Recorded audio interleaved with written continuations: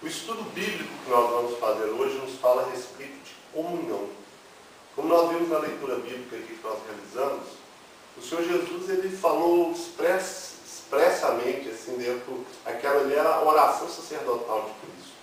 Ele falou ali da importância da comunhão que existe, né?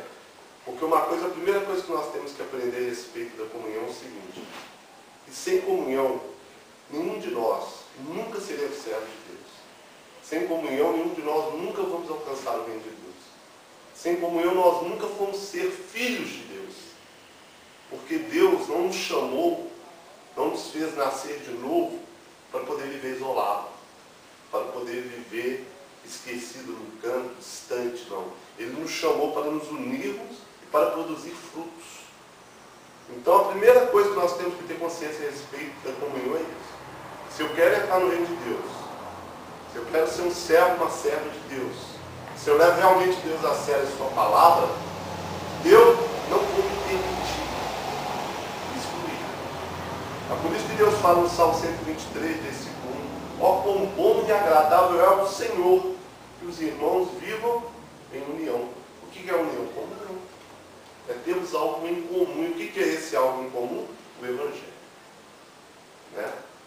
A palavra de Deus ela é muito clara a respeito de tudo isso. Ela diz que no meio da igreja sempre também vai estar aqueles que não é de Deus, não está ali. Mas aí compete a cada um de nós definirmos o que eu vou ser dentro desse povo.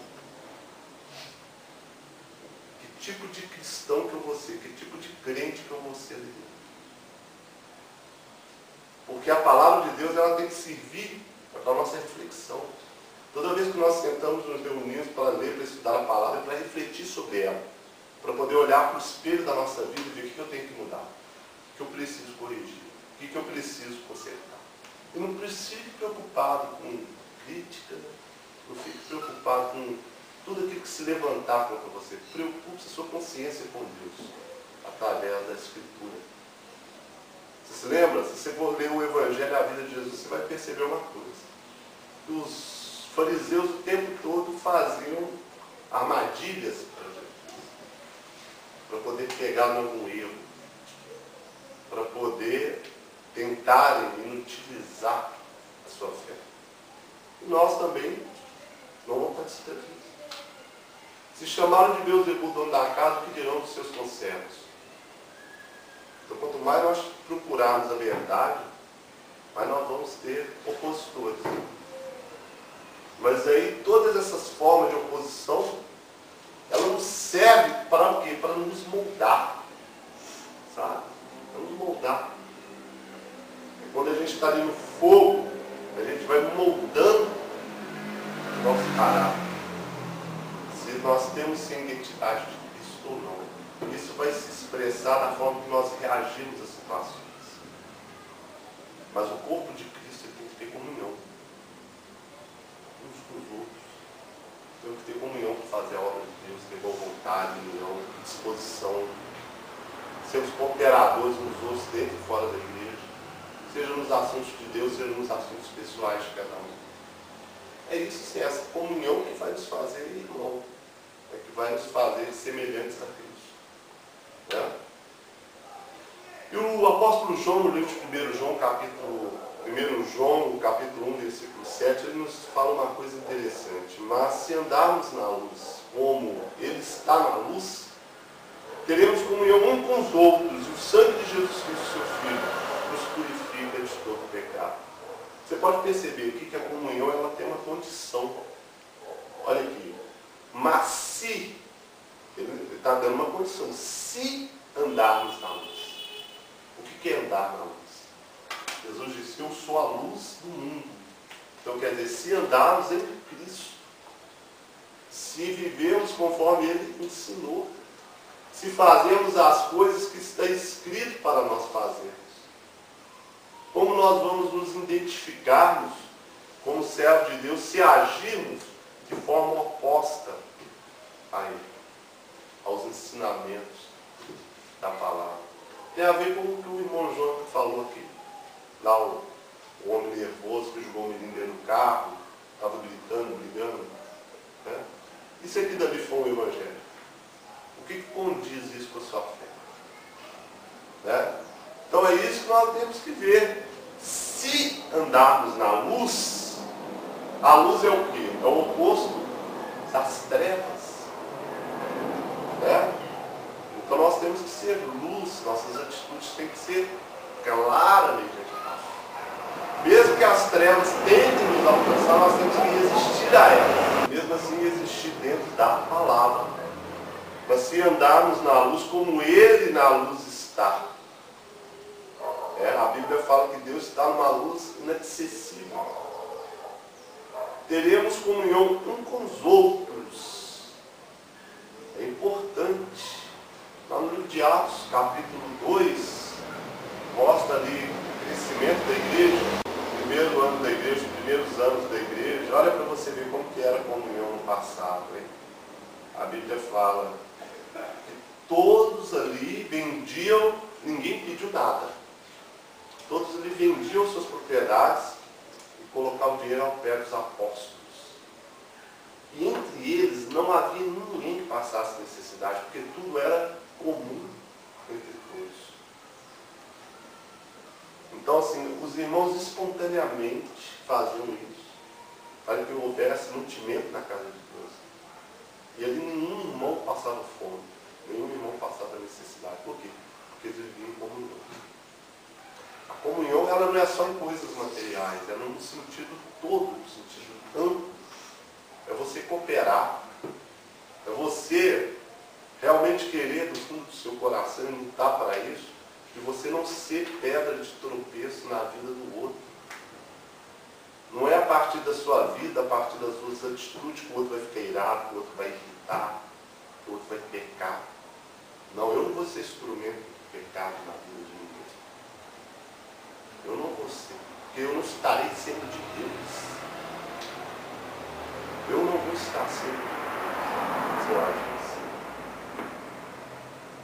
De mim vai sair paz. De mim vai sair coisas positivas. De mim vai sair o Evangelho. Provocar, irar, humilhar, irritar, não é comigo. Não quer dizer que você nunca vai fazer nada disso. O problema não é o erro, não é uma questão de fazer, porque somos falhos, pecadores, às vezes você grita, às vezes você ira. O negócio o problema é isso ser uma constante, é isso ser constantemente. Aí mostra que você não está em comunhão. Você está em comunhão com Deus? Uma pessoa que é irada o tempo todo, ela está em comunhão com Deus?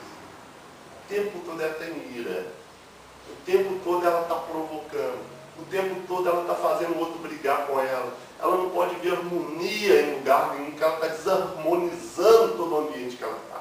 Você está em comunhão com Deus? Então, nós temos que pegar, sabe, aquele que aprende com erro dos outros. E olhar para essa pessoa e falar, eu não devo e não quero ser como essa pessoa é. Então eu vou agir diferente. Porque antes de termos comunhão com os outros, nós devemos ter comunhão com Deus. Como que nós temos comunhão com Deus? Através da obediência da sua palavra. Você conhece alguém que obedece a palavra de Deus que não está em comunhão com Ele? Tem como? Não tem como, não é? Não tem como eu obedecer a Deus e não estar em comunhão com Ele. Eu estou em né? Como que é o contato de comunhão? Descomunhão? Eu estou assim se eu desobedecer a Deus. Né? Aí eu não estou em comunhão com Ele. Mas eu procurando obedecer, automaticamente eu estou em comunhão com Ele. Abraão, ele vive em constante comunhão com Deus. Por quê? Porque procurava satisfazer a vontade de Deus. É uma coisa que nós devemos lembrar sempre. Esse é meu objetivo de vida. Isso é o que eu devo fazer, é assim que eu devo ser. Todo dia, procurando lutar, procurando me esforçar. E aí você sempre pode estar preparado, porque eu sempre procuro aqui estar preparando vocês ter maturidade espiritual. Eu sempre falo muito essa palavra. O que é maturidade? É você saber o mundo que você vive, o meio que você vive, como que as coisas funcionam. Você não ser criança na fé, você não ser criança em nada, você ser maduro. e agir com maturidade no Evangelho. Você vai estar sabendo que quanto mais você lutar, quanto mais você esforçar do fundo do seu coração pela obra de Deus, fazer a vontade de Deus, vai haver mais opositores se levantando. Vai haver mais pessoas te acusando, te apontando o dedo, querendo fazer de tudo para que você cometa um erro grave e não possa continuar, ou achar que não pode continuar. Certo? É te tirar do caminho. Esteja consciente disso. Estejam preparados para isso. Olha para você ver. Jesus estava pregando no templo, estava uma multidão enorme. Aí chegou para ele um homem e disse: Mestre, sua mãe e teus irmãos estão lhe chamando. O que ele respondeu? Quem são a minha mãe e os meus irmãos? Todo aquele que fizer a vontade do meu Pai está no céu. Estes são meus irmãos, irmãs e mãe. Olha só a profundidade disso que Jesus estava falando. Ele colocou ali em primeiro lugar o reino de Deus. Não é pelo fato de eu ter um título, não é pelo fato da pessoa ser meu sangue. Não, tem que ter comunhão com meu Pai para ser meu irmão, para ser minha irmã, para ser minha mãe. O fator biológico em si não é nada para Deus. Tem que ser espiritual, nascer de novo. Né? Então não adianta, eu posso ser da linhagem de Jesus. Né? Por intermédio dos irmãos de Maria, né? Não dele, que ele não teve filhos biológicos. Estou falando da família. Isso para mim no reino de Deus não vai fazer diferença nenhuma. Eu tenho que ter a linhagem espiritual de Jesus. É o nascer de novo através do Evangelho. Então isso é possível através da comunhão com o Evangelho e da comunhão de uns com os outros na vivência do Evangelho. Cooperar para que nós possamos viver o Evangelho. Eu poder fazer de tudo para que você possa viver o Evangelho da melhor forma possível. Eu não vou ser aquele que vai fazer você desanimar, que vai fazer você irritar, que vai fazer você querer desistir. Pelo contrário, eu e você, nós devemos ser aqueles que vai incentivar, que vai mostrar o quanto vale a pena, que vai mostrar que vale a pena ir até o fim, porque o prêmio que nós temos, ele é grande. Qual que é o prêmio? Quem pode me dizer? Coroa da vida. Mais do que isso. Paulo falou da coroa da vida, não é? Não é o prêmio da salvação, a coroa da vida. Eu digo para vocês, eu quero que vocês me provem biblicamente se está errado. O prêmio é maior do que a coroa da vida. Sabe qual que é o prêmio? O próprio Deus. Imagina você poder viver dia a dia diante do Deus Todo-Poderoso, o ser mais poderoso da existência. E eu estou falando isso aí depois que eu concluí tudo, o juízo final, acabou tudo. Estou falando da eternidade. Imagina você ver esse Deus, cara a cara. Você poder usufruir da presença dele, da companhia dele. Isso é o maior prêmio que nós podemos ter. O maior prêmio, a coroa da vida, o que é? A vida eterna para nós, né? Mas uma vida eterna, por si só, ela não tem valor. Tem? Eu não quero ter vida eterna se for para viver essa vida que eu tenho que ter. Você quer? Você queria? Quem queria? Vamos supor que eu tivesse a vida eterna aqui. Aí eu ia passar daqui a 100, 200, vocês tudo morreu e eu aqui de bobeira. Se eu ficasse com a mesma aparência que eu tenho, o mesmo jeito, eu ia ver muita gente que eu gosto morrer, ia ver muita coisa acontecer e eu... A vida eterna tem valor se não tiver Deus? Não. A vida eterna ela só vai ter valor se tiver a presença de Deus. Né? Por isso que a Bíblia fala lá que Jesus, depois que tudo estiver consumado, ele vai entregar o reino ao Pai. Seremos um só povo. Um só Deus. Esse é tremendo, isso é maravilhoso. Então esse tem que ser o nosso alvo. E você vê que no reino de Deus vai haver comunhão o tempo todo. Comunhão o tempo todo. Comunhão é o que mais existe. Então cristão, uma das marcas dele é viver em comunhão. Sabe?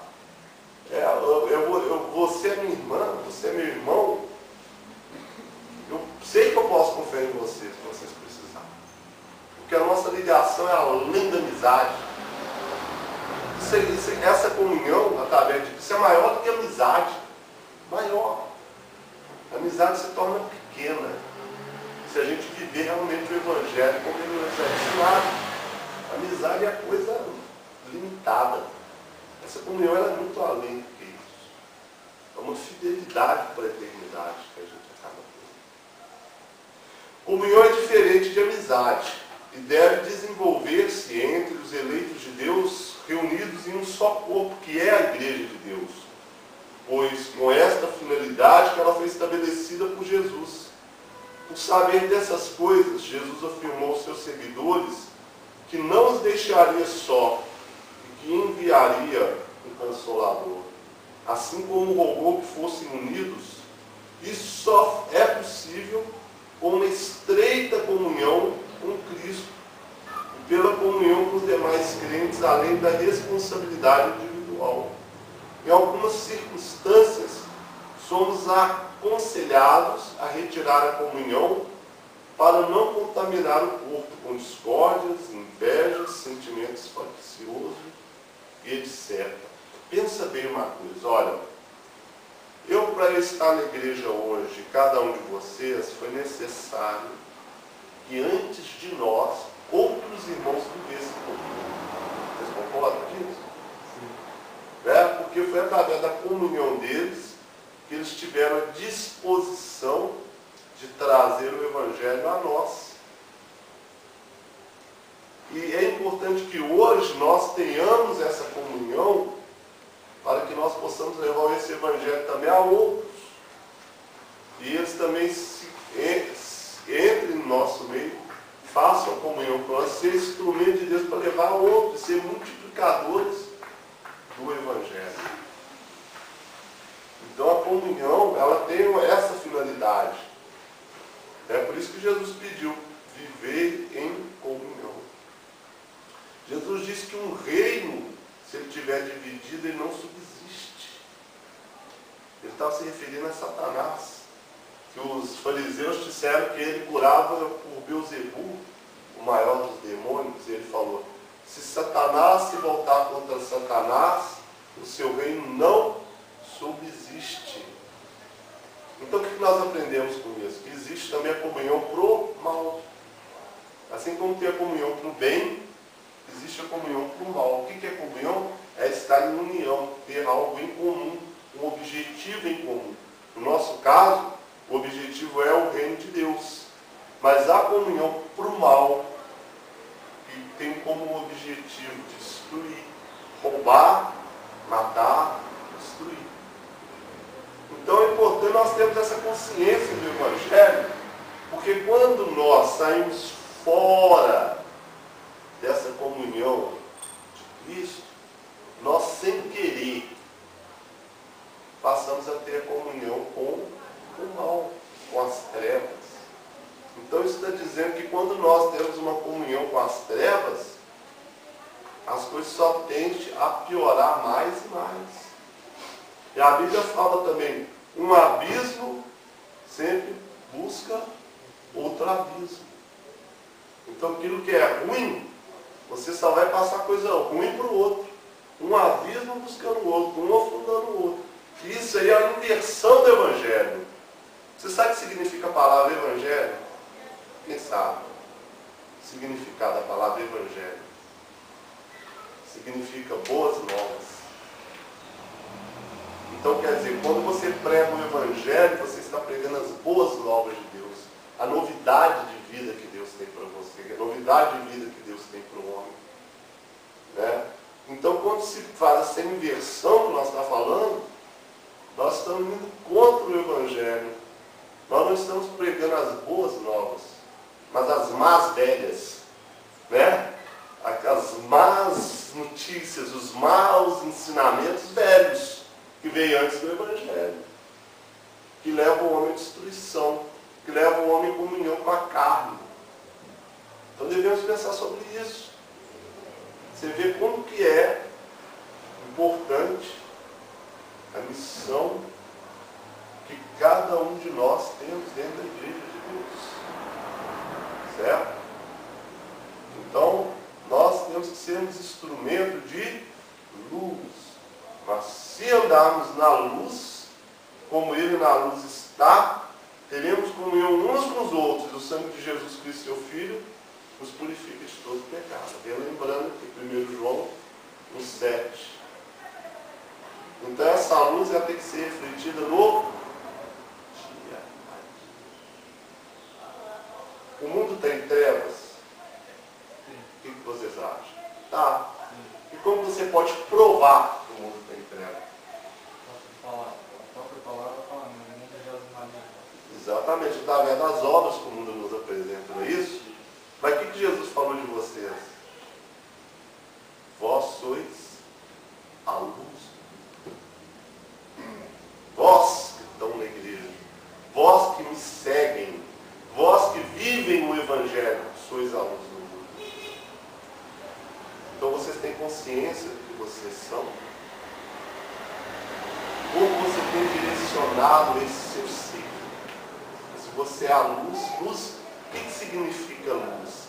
Significa o que a luz faz? Ela acaba com o quê? Com as trevas. Onde chega a luz, não há trevas. Então significa que onde você chegar, o que tiver ali de treva tem que desaparecer. Porque quando você abrir sua boca, vai sair o quê? Luz. Lâmpada para os meus pés e luz para o meu caminho é a tua palavra. Pode falar. Nem a nossa luz tem que fazer que todo mundo veja, né? Ela não pode ficar oculta. Exatamente. Todo mundo tem que despertar essa luz. Então ela se manifesta. Jesus disse assim, que uma candeia, o que você sabe que é candeia? Todo mundo sabe que é candeia? É aquela lamparina, né? Com a luz. Uma candeia, ela não é para você colocar debaixo da mesa. Ela tem que ser colocada num lugar alto, para que ilumine a todos. Vocês são essa candeia.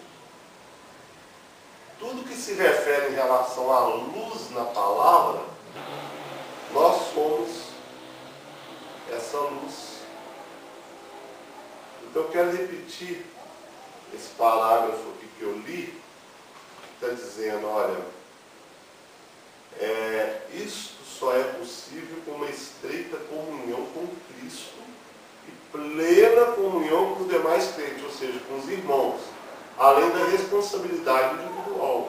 Em algumas circunstâncias, somos aconselhados a retirar a comunhão para não contaminar o corpo com discórdias, invejas, sentimentos facciosos, etc. O que significa isso aqui, retirar a comunhão? Aquela pessoa que não quer nada. Aquela pessoa que só vive falando mal da obra de Deus, aquela pessoa que só vive falando mal do irmão, aquela pessoa que só abre a sua boca com negatividade, você não tem que ter comunhão com ela. Porque você pode se contaminar, você pode se tornar assim também. Então, como que você não tem essa comunhão? Aconselhando ela ao contrário, não é só você ficar ouvindo a coisa negativa.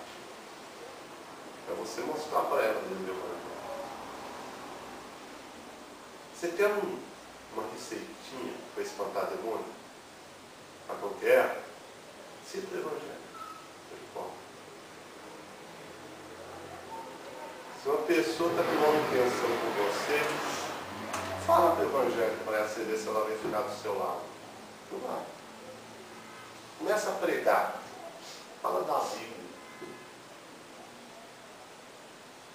Porque o Evangelho é lâmpada para os meus pés e luz para os meus caminhos. Onde chega a luz, as trevas.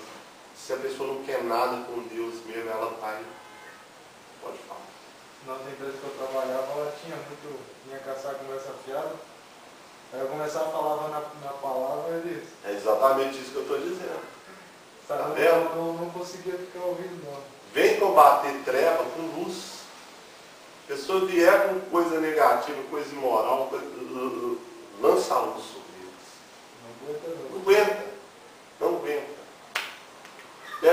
Evangelho e cita o Evangelho. Não vê. É o que Jesus fez no deserto com Satanás.